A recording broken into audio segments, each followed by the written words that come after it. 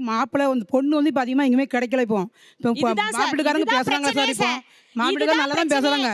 அந்த பொண்ணு கிடைச்ச பட்சத்தில் அவங்க வந்து பேச்சு நடவடிக்கை மாறி போயிருது. அவங்க சொன்னது நியாயம் தான், நான் இல்லைன்னு சொல்லல. என் சம்பந்தாட்டே கேளுங்க, அவங்க என்ன சொல்றாங்க. அதாவது அவங்க என்ன சொல்றாங்கன்னா, இப்ப அவங்க டிமாண்ட் வைக்கிறாங்க சார்.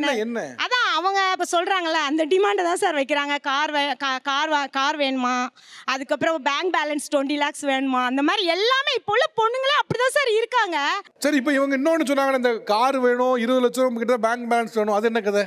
சரி, அந்த மாதிரிலாம் நான் யோசிக்கல சார். நம்மள மாதிரி இருந்தா கூட போதும். அது அவ இப்ப இவங்க வந்து டாக்டர் பண்ணணும்னு சொன்ன மாதிரி அவ இங்க அப்ராட் போகணும்னு சொல்றா சார். அது குறைஞ்சது ஒரு 10 lakhs வேணும் சார். எதுக்கு 10 லட்சம் பேங்க் வேணும் பெண்களுக்கு? இப்ப 10 lakhs வேணும் சார். நானும் நிறைய பார்த்துட்டேன். ஓகே, கேப்போம். எதுக்கு 10 லட்சம் ரூபாமா?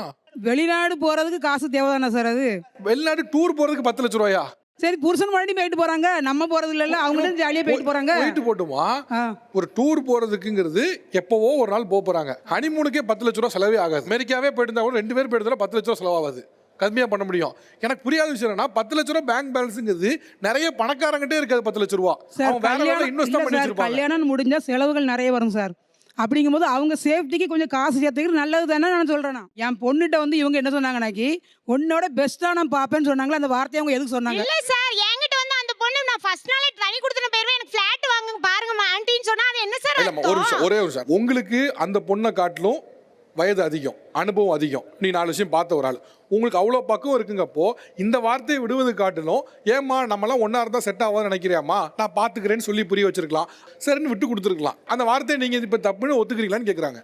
அது என்னால சொல்ல முடியல சார். எனக்கு எப்படி அந்த பொண்ணு என்னை அம்மா அம்மான்னு கூப்பிட்டு திடீர்னு எனக்கு உடனே தனி கொடுத்துன வைங்கன்னு சொன்னா அது என்ன சார்? இப்படி சொல்ல முடியும். நீங்க எப்படி சொல்ல முடியும்? இல்ல, ஒரு 2 விஷயம். முதல்ல தனி கொடுத்துன போறதுங்கிறது பாவம் இல்ல. முதல் விஷயம் ரைட்டா? நீங்க ஏதோ பாவம் பண்ற மாதிரி தனி கொடுத்துறோன்னு கேட்டா அப்படின்னு, அது பாவம் கிடையாது. அது அவங்க நாளைக்கு உங்க பையனே தனி கொடுத்துன போறேன்னு சொல்லிட்டு என்ன பண்ணுவீங்க? என் பையன் சொல்ல மாட்டான். சொல்லிட்டா என்ன பண்ணுவீங்க? இந்த ஸ்டேஜ்ல நான் எவ்வளவோ பேரை பார்த்துட்டேன் ரைட்டா? அதனால நீங்க வந்து அப்படிலாம் ஒண்ணும் கிடையாது. சரி, என் பையன் கேட்டா நான் விட்டு கொடுத்துறேன் சார். அப்ப கேட்க மாட்டீங்களா? இதோட பெஸ்ட் டேலண்ட்ஸ்லாம் வந்துச்சு, ஏன்டா அந்த பையனை கேட்க மாட்டீங்களா? சார் அவங்க வயல ஒதுட்டாங்களா சார்? தப்பு தானே இது. முதல்ல நீங்க ஒரு வார்த்தையை பேசுனீங்க, அந்த வார்த்தை ஆமாங்க நான் தவறா பேசிட்டேன், திரும்ப பெற ஏதாவது சொல்லுங்க. எதுவுமே பேச மாட்டீங்க. பாப்பாட்ட பேசினது தப்பு தான், என் பொண்ணுனே தான் அவளை நான் நினைக்கிறேன். நான் தப்பு தான் இல்லைன்னு சொல்லல. ஆனா நீங்களும் சொல்லுங்க, நான் எவ்வளவு கஷ்டப்பட்டேன்னு தெரியும்ல உங்களுக்கு. இப்ப நீங்க சொல்லுங்க. எனக்கு நான் என்ன சொல்ல வரேன், இத வந்து அவட்ட பேச வேண்டிய அவசியம் இல்ல. டைரக்ட்டா ஏன்ட்ட பேச, பாப்பா நான் பேசிப்போம்ல. பேசலையே, உங்க பாப்பா தானே பேசிச்சு. ஏன்ட்ட சொல்லல நீங்க? அந்த பொண்ணு ஏதோ ஆசைல பேசினா அதுக்கு அந்த அம்மா பொறுப்பாமா? ஏன்கிட்ட சொன்னா நான் கரெக்ட்டா சொல்லிருப்பேன். பாப்பா கிட்ட நான் யோசிப்போம்ல. அப்போ நீங்க ஏன் கூட பேசாம இருக்கீங்க? எனக்கு மன வருத்தமா இருக்கும். நம்ம பிள்ளைகளை கட்டி கொடுக்க முன்னாடி பிரச்சனைக்கு அப்புறம் நாளைக்கு கட்டி கொடுத்தா எவ்வளவு பிரச்சனைகள் வரப்போம். சரி சரி என்ன யோசிப்போம்? சரி, நீங்க எனக்கு உண்மையிலே நீங்க ஃப்ரெண்டா வந்தீங்க, சம்பந்தி ஆகணும் தான் எனக்கும் ஆசை. தயவு செஞ்சு அதை எடுத்துக்காதீங்க. ஓகேமா, இப்போ அந்த அம்மா அவங்க வாபஸ் பண்ணிட்டாங்க, அந்த வார்த்தையை பேசுறது தப்பு தான் சொல்லிட்டாங்க. இப்போ என்ன? நாங்க தான் விட்டு கொடுத்து போறோம். நீங்க எல்லாம் கை ஐயோ சார், பாத்தீங்களா?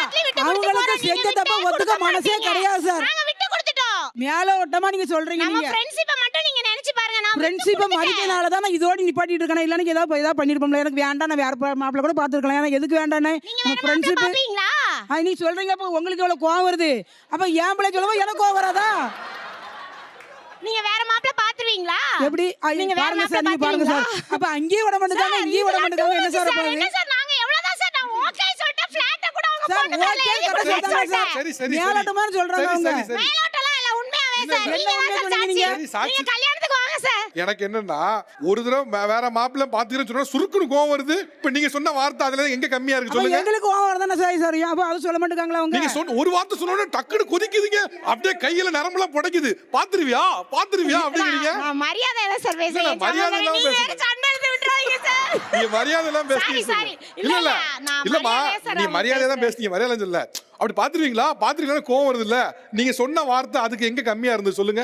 இல்ல நாங்க இப்ப சரிங்க பாருங்க, அவங்க வார்த்தையை திரும்ப பெற்றாங்க. நான் ஒரு உணர்ச்சியில பேசிட்டேன் சார். முழுமையா பெற மாட்டாங்களா சார்? மேலோட்டமா மாப்பிட்டுக்காரங்க கூட அப்படி சொல்றாங்க. இதுக்கு மேல என்ன பண்ணணும்? சாஸ்தாங்க கீழ விழணுமா? இல்ல சார், அவங்க வந்து மேலோட்டமா சார் சொல்றாங்க. சொல்லுங்க பாப்போம். சொல்லுங்க பாப்போம். இப்ப கூட மாப்பிள்ளை வீட்டுக்காரங்க தான் விட்டு கொடுத்துருக்கோம் சார். மறுபடியும் உங்க அப்பா சார் போறாங்க. இப்போ பாருங்க, நான் அப்படி சொல்ல வரல, நான் விட்டு கொடுத்தேன்னு தான் சொல்றேன். நீ என்ன பத்த வச்சுக்கிட்டே இருக்கீங்க? இல்ல ஏய் வாங்கடா அப்படிங்கீங்க. பேசிக் நீடே ஒரு வீட்டில் இல்லை அப்படின்னா அந்த வீட்டில் எப்படி அந்த பொண்ணும் பையனும் சந்தோஷமா வாழுவாங்க ஃபர்ஸ்ட். இல்லம்மா வாடகை வீட்டில் இருக்கலாம் தானே. வாடகை வீட்டில் வாழலாம் சார். இப்போ இருக்க சுச்சுவேஷனில் எத்தனை நாளைக்குங்க சார் அப்படி வாழ முடியும்? பேசிக் நீடு வேணுங்க சார். அட்லீஸ்ட் ஒரு நம்ம நிம்மதியாக இருக்கிறதுக்கு ஒரு இல்லம்மா இப்போ வீடாவது வேணும் இல்லைங்க பேசிக் வீடுக்கு எனக்கு மேலே கூரையே இல்லைன்னு சொன்னா நீங்க பேசிக் நீடு இல்லைன்னு சொல்லலாம். அவங்களுக்கு வீடு இருக்கு, தனி கொடுத்தனும் கூட நீங்க போய்க்கங்க, வாடகை வீட்டில் இருங்கன்னு சொல்றாங்க. அதுல என்ன நீங்க பேசிக் நீடு இல்லைன்னு சார்? அந்த வாடகை கொடுக்கறதுக்காகவே அவங்க சம்பாதிக்க போகணும் சார். அது நிம்மதி இருக்காதுங்க சார். அதை வந்து பொண்ணு வீட்டு சைடு கண்டிப்பா அவங்க வந்து எதிர்பார்ப்பாங்க இல்லைங்க சார். இல்லம்மா நீங்க சொல்றது கொஞ்சம் குறுகலா இல்லைன்னு யோசிங்களேன். அது வாடகை கொடுக்கறதுக்காக சம்பாதிக்கணும் அப்படின்னா சம்பாதிக்க தானே செய்யணும். சரி, இல்ல நம்ம பொண்ணு நல்லா இருக்கணும்னு நினைக்கிறவங்க கண்டிப்பா பேசிக் நீடு வேணும்னு நினைப்பாங்க நீங்க சார். ஒரே ஒரு நிமிஷம் இருக்கு.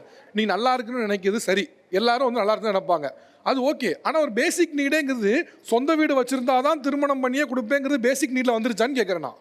சார் ஆமாங்க சார், கண்டிப்பா அப்படிதாங்க சார் இருக்கு. இப்போ நானே வாடகை வீட்டில் தாங்க சார் இருக்கேன். மந்த்லி வந்து 6500 வந்து வாடகை கொடுத்துட்டு தான் இருக்கோம்.